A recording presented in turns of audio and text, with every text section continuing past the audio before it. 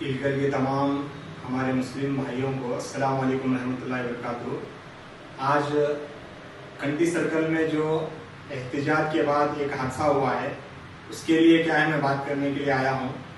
सबसे पहले तो मुस्लिम पर्सनल लॉ बोर्ड की तरफ से जो एहतियात का ऐलान किया गया था तो अल्हम्दुलिल्लाह हमने उसको क्या है ऐलान को कबूल किया।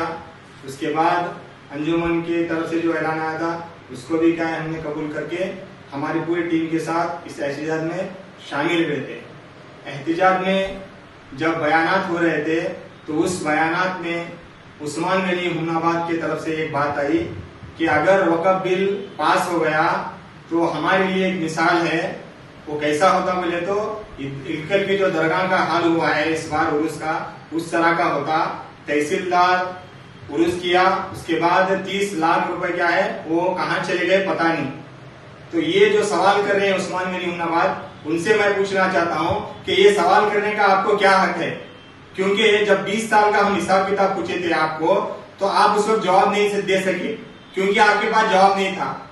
दरगाह की मस्जिद को डेवलपमेंट के लिए 70 पर 2 लाख रुपए सेंक्शन में बोर्ड की तरफ से उसका हमने सवाल किया तो उसका भी आपके पास जवाब नहीं था।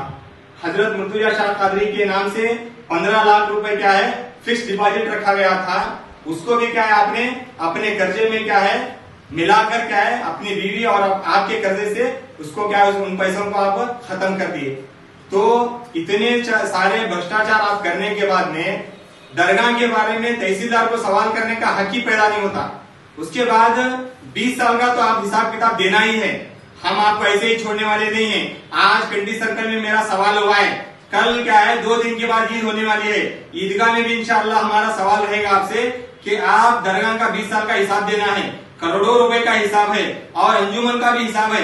अंजुमन में जो टीचर्स को अपॉइंट किए हैं उनके पास लाखों रुपए आप लिए हैं, उसका हिसाब किताब कहाँ है। एक आदमी आपका मेंबर उससे आपसे सवाल करता है कि वो जो टीचर अपॉइंट करे उसको पैसे कहाँ हैं सदर साहब बोले तो आप उसको अंजुमन से निकालते हैं, मेंबर से निकालते हैं और उसको हेब्बट बोलते हैं आप। तो ये जो आपकी राजकारणी आज तक चलती आई है आपकी सियासत, मुसलमानों को धोखे में रखकर मुसलमानों को अंधेरे में रखकर आप जो सियासत किए हैं वो आप इसके बाद चलने वाले नहीं है। या तो आपको हिसाब देना होगा या तो इस्तीफा देना होगा।